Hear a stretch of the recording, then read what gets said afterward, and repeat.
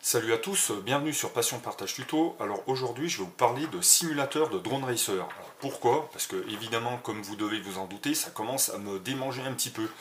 Ça se démocratise, on en voit de plus en plus, voilà, il y en a à tous les prix. Donc c'est pour ça qu'aujourd'hui je vais vous parler de ça.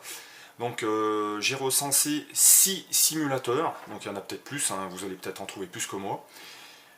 Ces 6 simulateurs sont Liftoff, donc a priori le plus utilisé par les pilotes de drone, Velocidrone, Nano Simulator, Hot Props, FPV Freerider et DRL tout simplement. Voilà, donc on va voir ça en vidéo directement, ça sera beaucoup plus simple. Mais à savoir que ces simulateurs, donc vous pouvez vous servir de ces simulateurs avec tout simplement un joypad 360 filaire, ça fonctionne bien. Alors à savoir que c'est pas hyper jouable avec. Il vaut mieux se servir d'une bonne et vraie radio. Alors connecté, il est vrai, j'en parlerai parce que c'est pas évident non plus de faire reconnaître une radio par un ordinateur.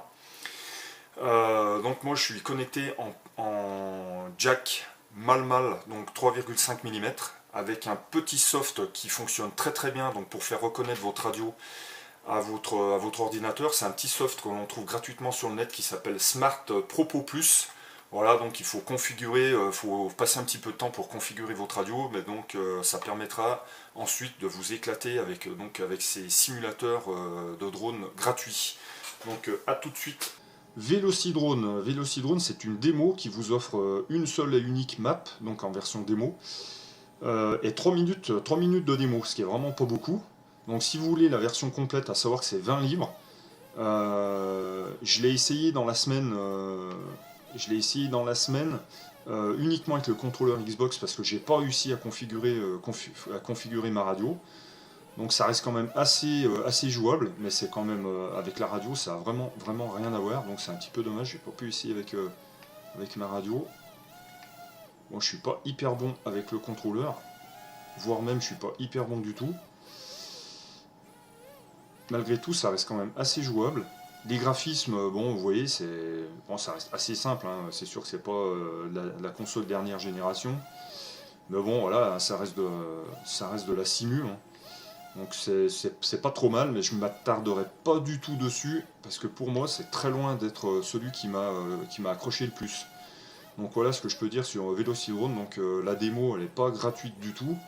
Enfin, elle est vraiment très simple. Hein. Voilà, on se fait vite plaisir.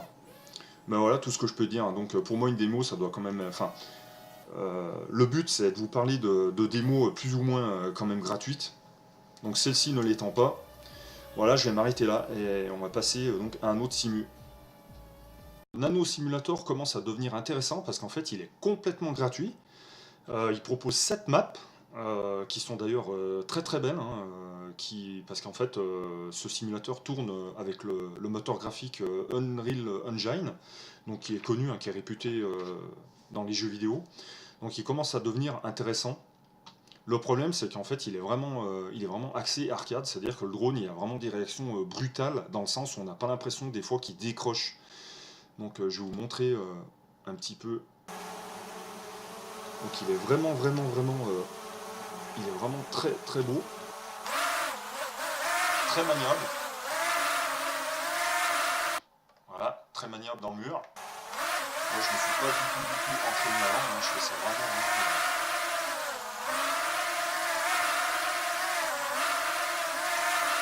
Voilà. Donc l'inconvénient, c'est qu'en fait quand on s'éloigne de l'aire de jeu, de la map, regardez, c'est horrible.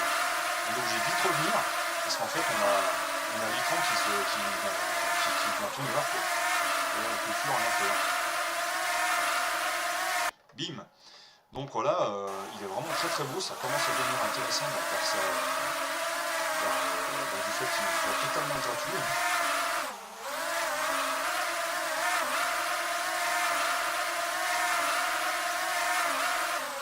ça commence à devenir pas mal.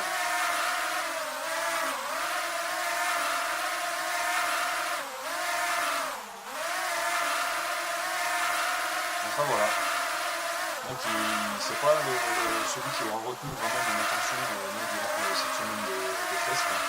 Donc voilà, on continue, je fais court parce que sinon ça va durer hyper longtemps. Voilà pour ce nano simu. Alors pour celui-ci, Hot Props, ça va aller très très vite parce que j'ai jamais réussi à configurer le contrôleur de la Xbox ou la radiocommande. Donc voilà, celui-ci, ça va aller extrêmement rapidement. Lift-off, ça va être du même acabit, c'est-à-dire que je le teste pas. Pourquoi? Parce qu'il se télécharge uniquement via la plateforme de téléchargement Steam et il vaut à peu près une vingtaine d'euros. Donc voilà, pour ces deux-là, au moins c'est vite torché. FPV Freerider, alors que nous propose-t-il? Donc en version démo, une seule et unique map, une île déserte, hein, qui est assez petite. Si vous voulez passer à la version complète, pour avoir les 5 maps, il faudra débourser 10$. Donc nous allons voir un peu ce qu'il en est de ce FPV Freerider. Donc graphiquement, c'est assez joli. On voit que les rochers sont très bien texturés. Le sable aussi. Bon, par contre, c'est sûr qu'il n'y a pas grand chose d'affiché à l'écran, à part une île déserte avec quelques pauvres rochers dessus. Hein. Il est entre l'arcade et la simu, hein, on le prend en main très rapidement, il est très jouable aussi avec le joypad, avec un joypad. Donc voilà, là j'ai pu le configurer avec la radio, hein, c'est beaucoup plus sympa. Donc voilà, en fait vous avez compris, je pense maintenant un petit peu le classement de mon test. C'est du moins intéressant au plus intéressant, donc des simulateurs entre guillemets gratuits, car ils ne le sont pas tous évidemment, hein, c'est comme la plupart des jeux qu'on télécharge ou autres applications. Souvent, si on veut du supplément, il faut débourser. Donc voilà ce qu'on peut dire sur ce FPV Freerider qui pour moi arrive en deuxième position. Donc des simus entre guillemets gratuits. Donc celui qui pour moi a vraiment retenu toute mon attention pendant toute cette semaine, hein, je m'y suis mis dessus quasiment tous les soirs. Donc c'est DRL, vous allez voir ça dans quelques instants. Pour moi c'est vraiment le meilleur parce qu'il est vraiment 100% gratuit, 100% jouable avec des cartes super immenses. Allez, on va passer sur lui, à lui tout de suite. Le numéro 1 de ce test DRL Simulator. Alors franchement, comme quoi, même quand c'est gratuit, ça peut être bien. Et ceci en est la preuve. Il est vraiment, c'est celui qui m'a tenu en haleine toute la semaine. Mais voilà, les autres, je veux dire, je suis revenu dessus, j'ai essayé de configurer. Mais alors celui-ci, franchement, c'est vraiment du fun. En plus, il est vraiment pas mal au niveau des sensations de vol. Donc il propose plusieurs modes, hein, mode solo, mode multi, mode trainer aussi, hein, pour les débutants. Donc c'est vraiment très bien fait, il y a un tuto débutant. On peut enregistrer ses sessions, donc c'est vraiment bien. Allez, on va passer tout de suite sur une map pour vous montrer un petit peu l'étendue des cartes. C'est vraiment des cartes immenses, on peut aller partout, on a l'impression qu'il n'y a pas de limite. Franchement, il m'a vraiment scotché. Donc là, je vous laisse apprécier la première carte. C'est une carte, en fait, on est sur un port de conteneurs. Il y en a de partout, il y a un pont, il y a une ville, on peut aller dans la ville, on peut surfer entre les immeubles, les comptes, enfin partout, quoi. C'est impressionnant.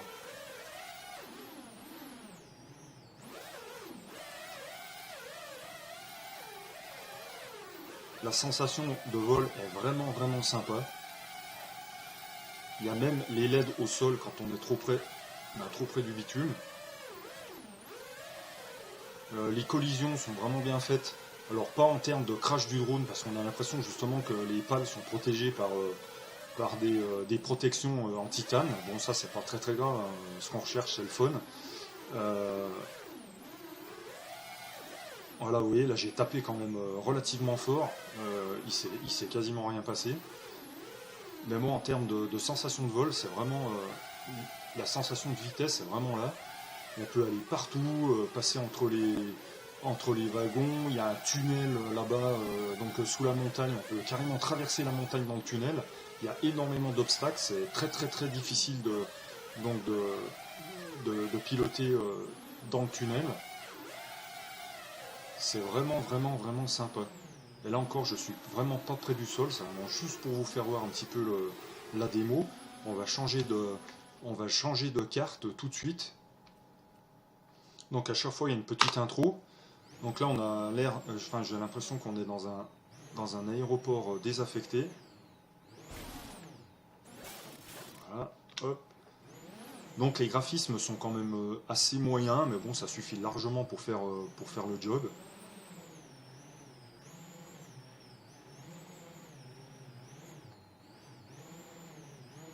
Ça met vraiment la dextérité à l'épreuve, hein. Même si bon, un drone ne se pilote vraiment pas comme un hélico.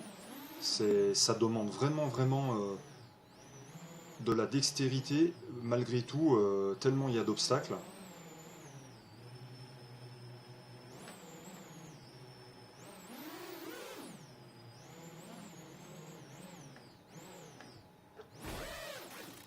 Enfin voilà, c'était vraiment juste pour faire voir des maps différentes, mais c'est vraiment vraiment sympa.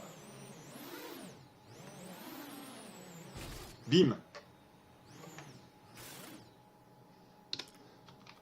J'espère que ça vous aura aidé dans votre choix, parce que si vous faites comme moi, que vous installez tout, vous configurez tout, vous paramétrez tout, tous ces simus, franchement, c'est vraiment, vraiment galère.